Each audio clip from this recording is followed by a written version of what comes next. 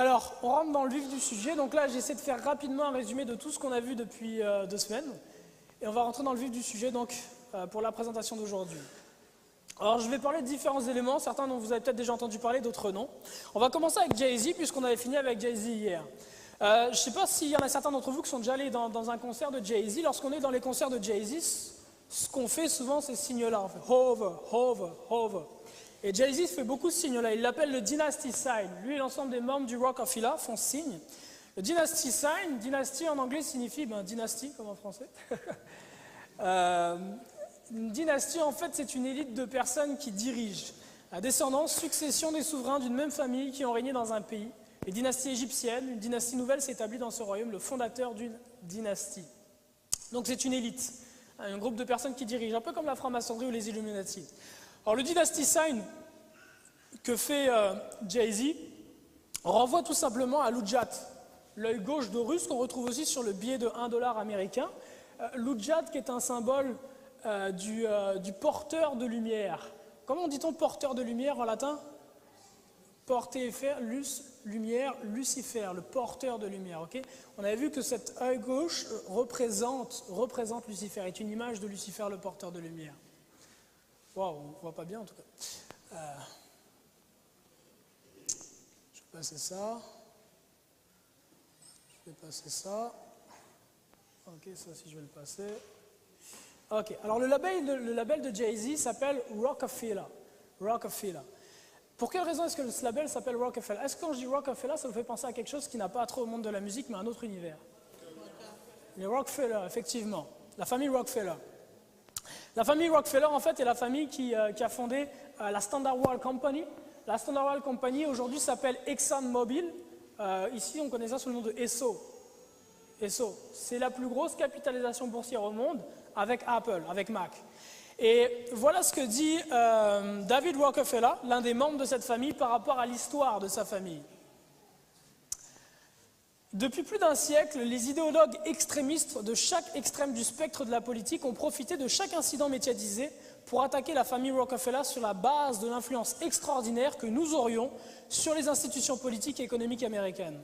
Quelques-uns pensent que nous faisons partie d'une cabale secrète travaillant contre les meilleurs intérêts des États-Unis. Nous caractérisons, ma famille et moi, d'internationalistes et de conspirer avec d'autres autour du monde la construction d'une structure économique et politique globale plus intégrée. Un monde, si vous voulez. Si c'est la charge, je plaide coupable et j'en suis fier. Donc David Rockefeller dit ouvertement travailler avec sa famille pour la création d'un nouvel ordre mondial, d'un monde intégré, d'un seul ordre. Alors on avait vu dans la première partie que l'ensemble, la grande majorité en tout cas des membres des Rockefeller sont membres des Skull and Bones, la branche américaine des Illuminati de Bavière, qui est sur le campus de Yale, confrérie étudiante sur le campus de Yale aux États-Unis. On a vu que Percy Rockefeller, John Rockefeller Prentice notamment, étaient membres des Skull and Bones, donc de cette branche des Illuminati en Amérique du Nord, dans laquelle on a vu que les cultes pratiqués étaient des cultes sataniques lucifériens, puisque c'est une institution qui est tenue par l'ordre des Jésuites. Alors quand on parle des Rockefeller et du travail des Rockefeller, c'est de ça dont on parle. La Seconde Guerre mondiale, les charniers dans lesquels étaient mis les Juifs, les camps de concentration. Quand on parle de la guerre aujourd'hui où des enfants meurent en Irak ou dans d'autres pays dans le monde, qui est derrière ça? Ce sont les personnes qui conspirent pour le nouvel ordre mondial, à savoir les Jésuites, les Illuminati et les Rockefeller notamment. Donc lorsque Jay-Z prend comme nom pour son label Rockefeller, il le prend avec toute la symbolique et toute l'histoire qu'il y a derrière. Alors Jay-Z et Beyoncé, sa compagne, sont tous deux classés parmi les 15 premières célébrités au monde par le magazine Forbes en 2010. Je vais passer là-dessus. Ok. Alors Jay-Z se fait aussi appeler Hova. Son nom de scène c'est Jay-Z, mais il a un autre nom de scène, c'est Hova. Ce qui est très intéressant, c'est que si on enlève le Z et qu'on colle le J et le Ho, ça donne Jéhovah. Ok. Jéhovah qui est connu pour être, qui serait le nom de Dieu. En réalité, on sait aujourd'hui que ça ne l'est pas. Le nom de Dieu n'est pas Jéhovah pour la bonne et simple raison qu'en hébreu, vous n'avez pas le je, le J, ça n'existe pas. C'est le Yod, le Y, qui est le commencement du nom de Dieu. Donc, ce serait certainement le nom de Dieu, quelque chose qui ressemblerait plus à Yahuwah ou peut-être Yahweh. Vous avez déjà entendu Yahweh? Ce serait peut-être quelque chose comme Yahweh ou plutôt Yahuwah. Il y a plus de raisons de penser que ce serait Yahuwah. Mais donc, en tout cas, reste que pour beaucoup de personnes, le nom de Dieu, c'est Jéhovah. Ce qui est très intéressant, c'est que Jéhovah est un personnage qui est enseigné dans la secte dans laquelle Jay-Z a grandi, la secte des New Obian. Alors, qui est Jéhovah dans la secte des New Obian, dans l'enseignement de Malachi York? Alors, dans Rakapta Amunubi, Bible, interprétation et explication de Malachi York, pages 9 et 10, voilà ce qu'on peut lire. Dans la mythologie new-obienne, le Léviathan est un dieu associé avec la lune, le sexe et l'esprit, aussi connu comme Lucifer, Sin, Set, Thoth, Siva, Hermès, Jéhovah, Poséidon et le serpent ancien biblique. Le serpent biblique. Donc pour les new-obiens, Jéhovah correspond à qui? À Lucifer. Donc quand Jay-Z se fait appeler Jéhovah, il se fait appeler en fait ange de la mort, il se fait appeler Lucifer.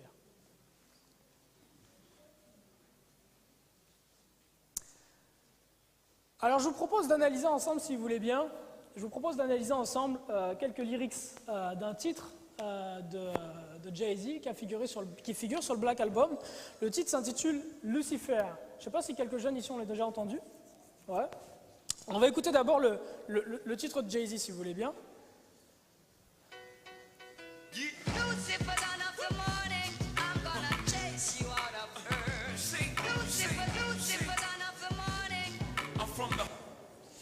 Ok, donc ça c'est le titre de Jay-Z. Le titre de Jay-Z en fait est un sample de Max Romeo. Wow. Est un sample d'un son de Max Romeo. Alors Max Romeo c'est un chanteur reggae de la Jamaïque. Et Max Romeo a fait quelques années avant Jay-Z ce titre-là. Lucifer, son of the morning, I'm gonna chase you out of earth.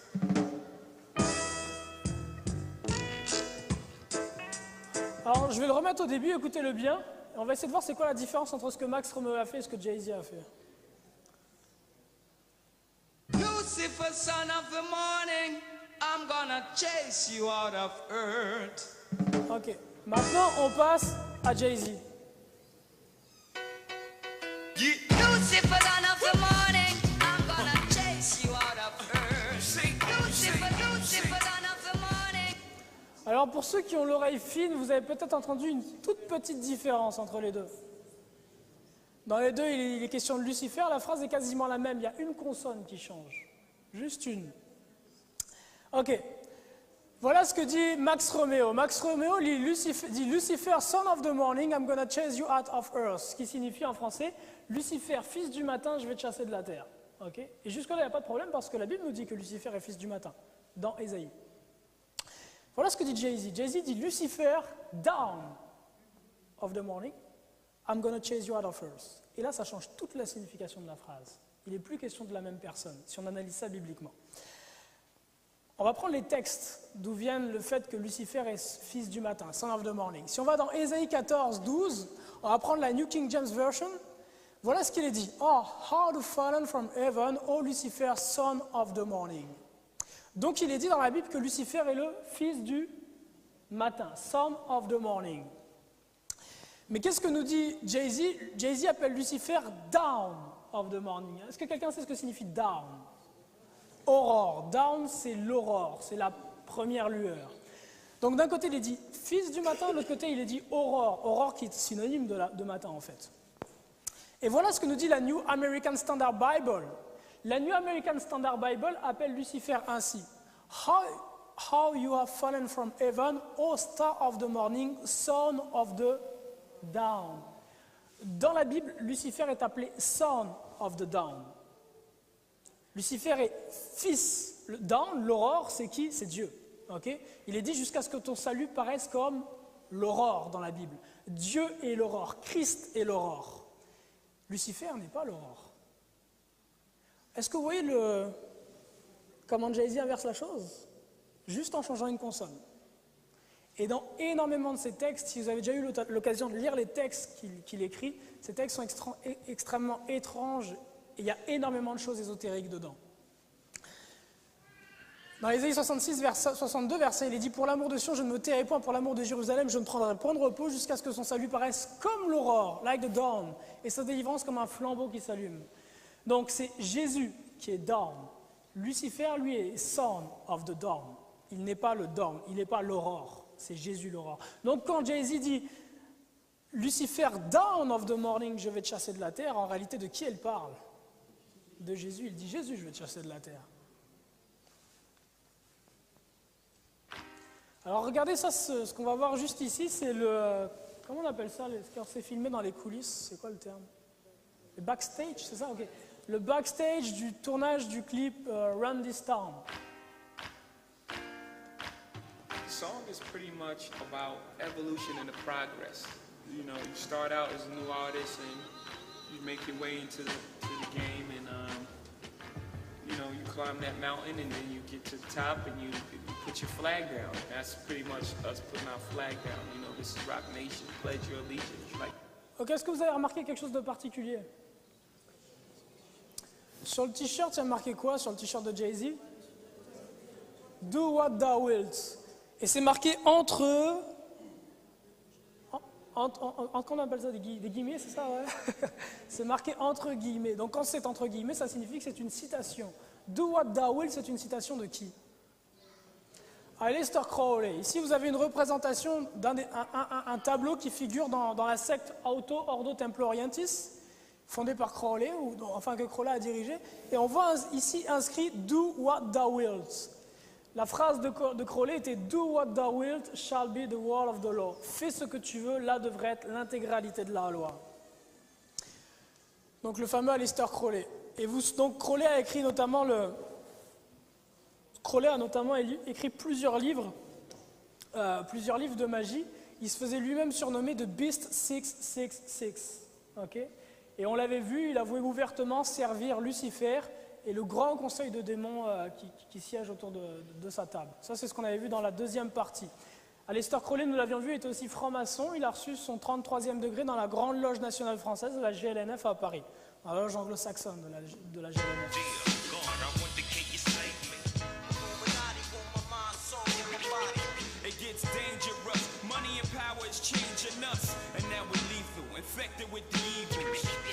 Alors dans ce titre de Jay-Z, chaque fin de paragraphe finit par The Evil. En fait, Jay-Z fait un jeu de mots. The Evil, en anglais, c'est le mal. The Devil, c'est le diable. Et ce que dit Jay-Z à un moment dans ce titre-là, c'est « My soul is possessed by the evil in the form of diamond and Lexus ». Donc mon âme est possédée par le mal ou par le diable, suivant comment on l'entend.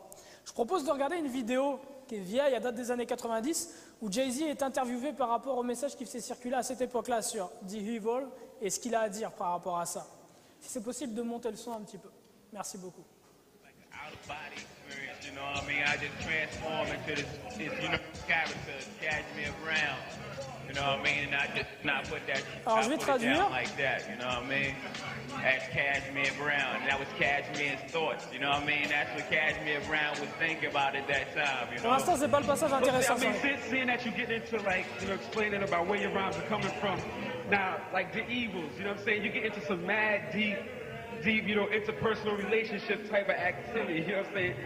Alors là, le Rasta qui l'interviewe lui dit, pour résumer un petit peu, lui pose la question, ce dont vous êtes en train de parler, là, ce que dit evil, donc le mal ou le diable, cette histoire un petit peu de relation interpersonnelle assez étrange et sombre, il va lui dire, est-ce que vous pensez que les gens sont prêts à entendre parler de ces choses-là? Est-ce que les gens sont prêts donc à entendre parler de tout ça?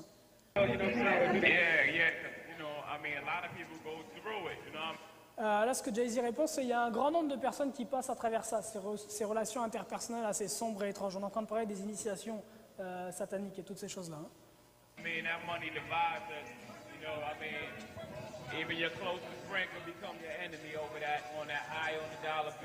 Donc là, il explique que la monnaie les divise, que même les amis les plus proches peuvent devenir vos ennemis.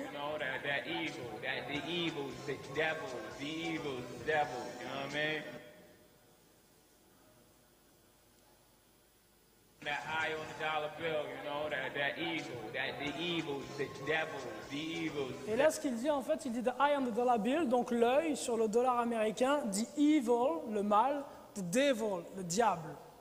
Donc, clairement, pour Jay-Z associe ce signe là sur le dollar américain avec quoi? Avec le diable. Et c'est ce qu'il passe son temps à refaire à longueur de journée de concert. Okay? Et lorsqu'il dit « My soul is possessed by the evil », c'est clairement « by the devil ». Son âme est possédée par le diable. Comme le disait, vous vous souvenez, hier on avait entendu Kanye West. Kanye West qui disait, non, je crois que c'est aujourd'hui qu'on va l'entendre. Hier c'était DMX qu'on avait entendu. DMX qui disait, I sold my soul to the devil, j'ai vendu mon âme au diable, and the price was cheap, et le prix pour lequel j'ai vendu mon âme était très bas. Alors Jay-Z, le label de Jay-Z s'appelle Rockefeller. Une petite question, donc il appelle les membres du Rockefeller une famille, il dit Rock la Familia. Dans une famille, en général, quand le père et la mère sont musulmans, les enfants sont quoi? Ok, puis si le père et la mère sont chrétiens, les enfants sont? Puis si le père et la mère sont lucifériens, les enfants sont? Normalement. Donc si le label de Jay-Z c'est une famille, certainement ceux qui sont dans son label ont des tendances sur le plan spirituel assez proches de Jay-Z et Beyoncé Knowles. Donc qu'en est-il de Lupe Fiasco, Benny Siegel, Freeway et tous les autres? Alors, ici, vous avez la pochette d'un des albums de Lupe Fiasco, The Cool. Ce qui est représenté ici sur cette pochette, ce sont des talismans qui sont utilisés dans des cultes lucifériens et sataniques. D'ailleurs, si vous regardez juste à côté, ici, j'ai mis la pochette d'un album de Bone Thugs and Harmony. Bone Thugs and Harmony, c'est pas très connu en France. Il y en a qui le connaissent, si? Ok. Bone Thugs and Harmony qui sont ici. Bone Thugs and Harmony, il y a certains des membres de Bone Thugs and Harmony qui font partie du gang des Satan's Disciples. Le gang de Satan Disciples, c'est un gang américain qui est très sanglant, sanguinaire, qui est présent dans plusieurs États en Amérique du Nord. Il y a notamment Bizzy Bone, qui est un ancien membre de Bone Thugs and Harmony, qui fait partie des Satan Disciples, donc littéralement les disciples de Satan. Et si vous regardez sur la pochette de cet album, c'est le même genre de talisman qu'ils utilisent que celui qui est représenté ici. Alors ici, vous voyez Kanye West, donc qui est dans l'équipe ou qui était dans l'équipe de Jay-Z, et Tom Cruise. Tom Cruise fait la promotion de quelle secte? La Scientologie. Donc une secte créée par la franc-maçonnerie. Et Kanye West fait la promotion de quelle secte lui aussi? La culture hip-hop. Créée par quelle entité? La franc-maçonnerie là encore. Donc vous les voyez en train de se donner la poignée de main des maçons ici, Kanye West et Tom Cruise. I sold my soul to the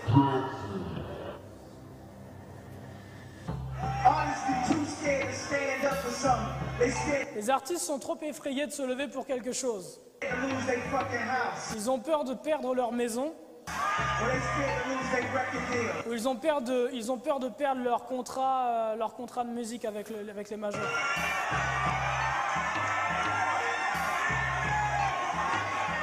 I sold my soul to the devil. J'ai vendu mon âme au diable. I sold my soul to the devil. I know it's a crappy deal. I know it was a crappy deal. Je sais que c'est un deal sale. C'est un pacte qui est sale. This it came with a few toys like a Happy Meal. C'est venu avec quelques jouets. Quand j'ai vendu mon âme au diable, j'ai vendu en fait pour quelques jouets et un Happy Meal. C'est une image pour dire en fait que, et c'est la même chose que disait DMX hier, peu importe le prix pour lequel vous vendez votre âme, jamais vous ne trouverez la valeur. Comme Jésus l'a dit très clairement, que sert-il à un homme de gagner le monde s'il y perd son âme? S'il y perd son âme. Donc ici c'était Kanye West dans l'un de ses concerts, avouant à la foule le fait qu'il a vendu son âme au diable. Et qu'il travaille donc pour le diable, qu'il fait l'œuvre du diable.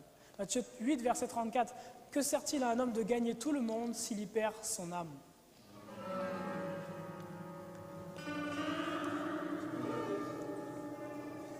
Alors ici c'est Rihanna, un clip qui est sorti je pense en 2008.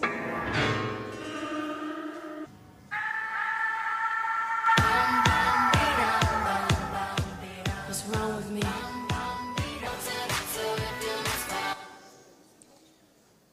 Donc comme vous voyez l'ambiance du clip est extrêmement macabre et c'est une ambiance de personne possédée. Elle a les yeux qui sont blancs, elle est possédée par des esprits. Okay? Les tenues qui sont dedans, comme la tenue par exemple qu'elle a ici sur la tête, la coiffe qu'elle a ici avec un crâne d'oiseau, sont des tenues qui étaient utilisées même au temps des Égyptiens. Si on regarde sur cette représentation ici, vous avez une... Alors, Ouais.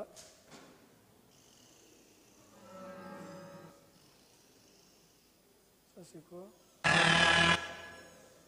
Ok, si vous regardez sur cette représentation ici, sur la représentation que vous voyez là, c'est une prêtresse égyptienne qui porte le même genre de coiffe, avec le crâne d'oiseau et puis les plumes que vous avez derrière. Donc ces apparats sont des apparats qui sont utilisés pour la magie et tout l'ésotérisme depuis l'Antiquité, ça n'est pas nouveau. Alors je vais vous montrer un clip qui est un petit peu plus récent, toujours dans la famille de Rockefeller. C'est un clip de Jay-Z, Rick Ross, Nicki Minaj et Kanye West. Le titre du clip s'intitule Monster. Je ne vais pas le mettre en entier, je vais juste vous montrer quelques passages. L'univers qui est présenté dans ce clip-là est ce qui se passe dans les coulisses, à savoir cannibalisme, nécrophilie et toutes ces choses.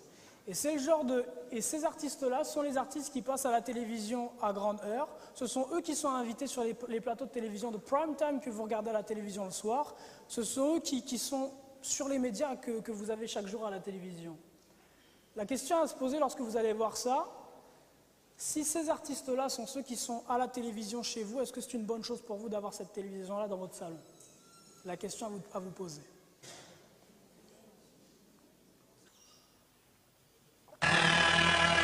Shoot the lights out.